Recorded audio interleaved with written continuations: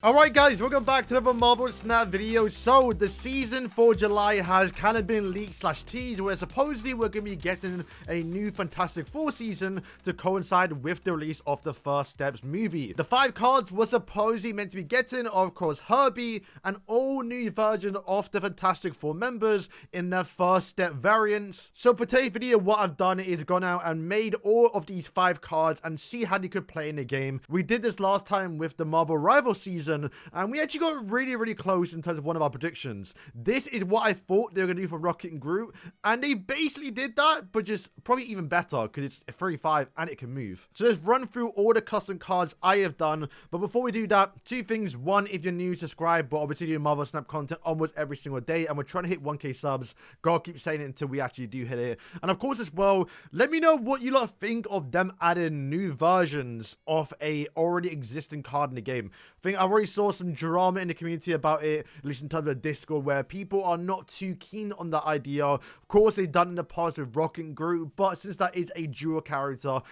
you know, it's fair enough, right? And if anything, people argue they kind of stretched it a little bit with Symbiote Spider-Man, where for these cards, is literally supposedly just the First Step version, which is no real big upgrade to the character other than the appearance a little bit. Personally, I'm all for it, right? Fantastic Four, love those cards, love those characters. And while some of them are usable in the game, cards like The Thing and also Invisible Woman, generally speaking, aren't that usable. Fantastic only now a little bit more playable with the recent ongoing buffs, and obviously him being buffed recently too. To be fair, that can kind of be its own video talking about all that stuff going on. Alright, so let's break down the cards. So we've kind of done the same thing we did last time in my Rivals video, where we kind of do one ability for like every ability in the game, right? So we have 1 on go in, 1 on reveal, 1 activate, 1 ability that doesn't really have an ability, and then just an end of turn basically, right? So the first card is H.E.R.B.I.E. Now I will say there's a few discussions about how H.E.R.B.I.E could play in the game, and he could even be like the season pass card,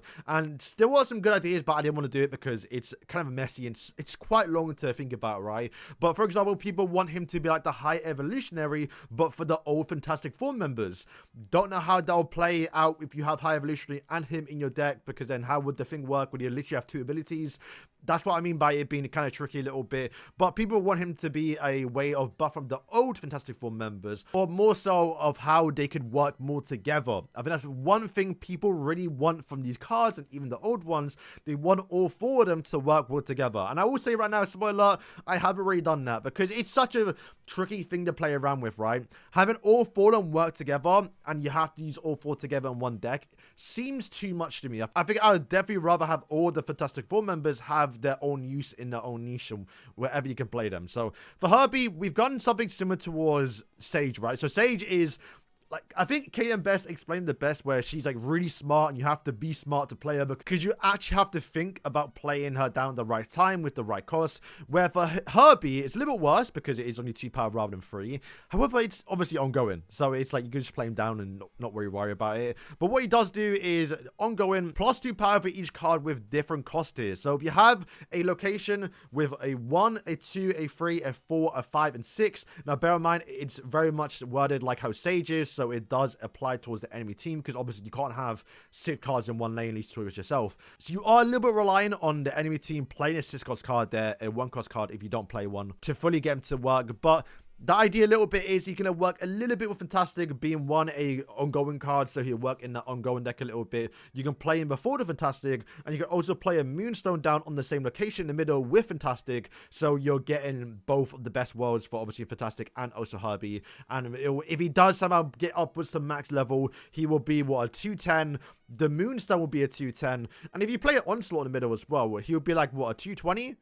And it also Moonstone will be a 220. It will get ridiculous, basically, is what I'm saying. Would this be good?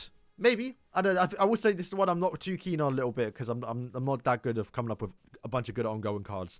There's been so many that have come out. It was kind of hard to figure this one a little bit. All right, the next card is the Invisible Woman First Steps. And I will admit right now, even going towards the next cards a few times a little bit, especially towards Reed when we get towards Mr. Fantastic, I did design them a little bit of how they play in Marvel Rivals, which, to be fair, it's not a bad thing to do, because, well, the basis of how they work in the comics, right? But in Marvel Rivals, Invisible Woman can apply shield towards an ally, which is kind of what we're doing right now, right? And the animation would probably be really cool too.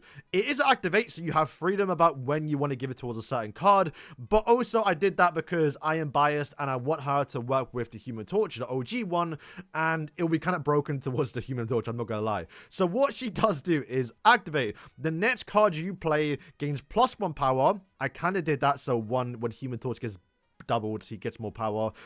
You know, you kind of see the idea a little bit, but also the most important thing is that that card will gain a shield that stops all enemies' abilities from happening to that card. So you can kind of think of it as a Cosmo, but a board-wide Cosmo, but only towards that card. So the idea is you can't get Shang-Chi'd, you can't get Killmongered, you literally have immunity. Every single ability that would happen towards that Human Torch, like a Polaris moving in, for example, everything that the enemy does would never work towards that Human Torch. But like I said, that is only towards Human Torch. You can give that towards Mr. Fantastic or any card in the game. So like an Enchantress would never happen to a Goliath if you apply this towards a Goliath, right? Is that too broken? Maybe. But hey, for the video, we want to have fun and make some crazy ideas. So I think this one will actually work really well and really suit what obviously the Invisible Woman would actually do here. Does she need to gain the plus power? Probably not. And if they really want to, they can maybe limit it for like, you know, you have that shield for like 1 or 2 turns. So it's not just for the whole game. I would say my first thought was like you have a shield that like absorbs 1 hit. So for example, if they had a Killmonger, it hits the Human Torch, it interacts with the Human Torch. It would then lose the shield and they can still get like Shang-Chi. So I don't know how you'd word that in the text about it only lasting for like 1 ability hit. But there is probably a lot you can do with this card that I'm not thinking of right now that will probably have a lot of implications that will probably make this card not possible in the game. But let me know in the comments. I don't know. All right, moving on towards the Human Torch, which by the way, that Susan, the Invisible Woman, would work with this card actually. It's a lot of text here, but you kind of get the idea. The idea of how I've made him work a little bit is he's going to flame on in mid-game. The idea I have right now is when you play him, he's basically just Johnny Storm. But when you move him, he's then going to flame on. And that is when the buffs come into play. So like I just read right here, he's a 3/3. The first time this moves, the next turn, you're going to gain +1 energy, and you can then move this card freely once because he's now powered up. He's now got flame on. He can now move where he wants to. And then when this card moves, he is going to add this card's power to the other cards there. So once again, going back towards the Invisible One we just showcased, you know, getting +1 power would be kind of crazy for this Human Torch. You might want to make him a 3/2, if we're being honest a little bit, because you can also Aranya as well. If you had the Aranya on 1 and an Invisible Woman on 2, you could activate both on this Human Torch again towards a 3/5 while also moving him. So then on turn 4, you could then move it in towards their lane, give him +5 to not only Invisible Woman, but also as well the Aranya. So it'd be 15 power on turn 4. Maybe that's too broken, but it is, you know, I think it has a lot of flavor towards the card. And you kind of keep that idea and that fantasy a little bit of how the OG Human Torch works, where he's not doubling his power, but he's kind of doubling it because you're applying it towards the other cards on your team, right?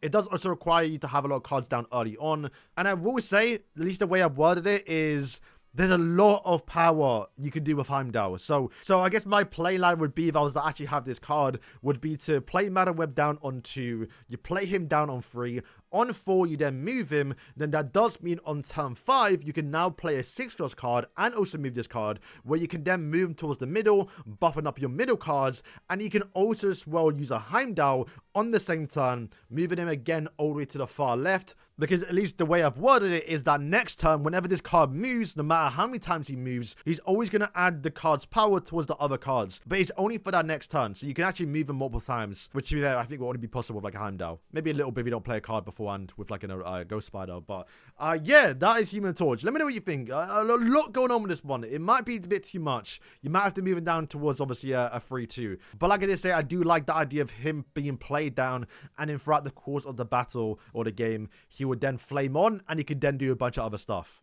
Alright, so for Mr. Fantastic, I'm not gonna lie, this is crazy as well. But is it crazier than like Sam Wilson or Iron Patriot or even Galactor?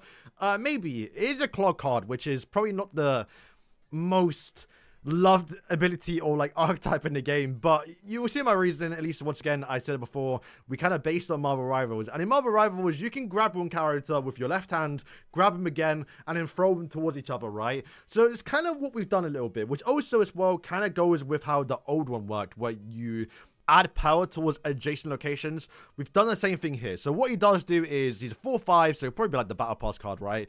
On reveal, move one card from adjacent locations here and afflict them with one power. So of course, if you were to play him in the middle, you have to have obviously a card on the left and right for him to obviously work, which to be fair is not hard to ask. You probably do that anyway, right? And of course, you can actually play like a, I guess it's a H.E.R.B.I.E on like turn 3 and then drag both rocks from left and right in towards the middle. Yeah, maybe it's too broken, I don't know, but I really like the idea behind it, so we're doing it. It's not, obviously this probably not gonna actually come to the game, but Mr. Fantastic can obviously stretch, so I think the idea of him grabbing things to other locations is kind of cool. They can also do another one as well, which I think I might make for like the maker if I do like another custom card in the future, where you pull a card from their side to yours. There's like a lot of stuff you can do with him stretching towards the other side, which is kind of what I want them to do a little bit with Mr. Fantastic. Yeah, honestly, not really too much to say about this one. If he toxic and broken, maybe he doesn't need the -1 to be fair, but I wanted to make it a bit more better than what it actually is. But yeah, I am really looking forward towards a new Mr. Fantastic, because he's my main on Marvel Rivals. We got Celestial 1 literally last night with just using, who basically is the worst character in the game. I'm kind of bragging a little bit here. But yeah, I do hope the new one that comes out is, I would say probably more universal, because I really want to use him. Alright, and then for the final card we have is The Thing. He is going to be the biggest of the 4 cards, of course. This one I'm not gonna lie, because The Thing doesn't really have an ability in the game. He kind of does a little bit with the High Evolutionary Evolved, right? But it's not a great ability. Affliction, we've already done that with Fantastic. I want to do something a bit different. So what he does do is, at the end of turn, he's a 5/10. If your side of your location is full, you are then going to remove the text of a random enemy card here. Now, that does mean if you play him out on turn 5 and he's filled up on turn 5, you are going to remove the text of 2 cards. So you're going to do at the end of turn 5 and then going in towards turn 6. At the end of turn 6, you're going to also remove the text of a card. He also has the ongoing that this card cannot be moved. We kind of did that because one, it made sense for the blob, but then the blob had a lot of balance implications, so you had to remove it off him. Where obviously in Marvel Rivals, once again, kind of what I said with the other cards before, in that game, he can't be moved. So we kind of did the same thing here. It's kind of like the blob. Like, the implication of him moving would probably never work. Like, it generally wouldn't make that much of a difference. It's just there for flavor. However, of course, you do have that implication of Mystique copying ability, which you'll be able to do on turn 6, which I think will be fine. I don't think it'll be as bad as, like, Arishem and Blob was, right? So I don't think they have to, like, balance around it. But yeah, the idea behind it is, like, I think in the movies, they said Ben Grimm is, like, the things that holds the family together. So kind of what he does there. You have to fill up the location with 4 cards. Fantastic 4, that's kind of the idea behind it a little bit. Obviously, you are going to clog yourself up on turn 5, so your enemy will see, okay, I can probably beat that, but hopefully removing the text of 2 cards at the location will be a good enough reason to probably fill up quick.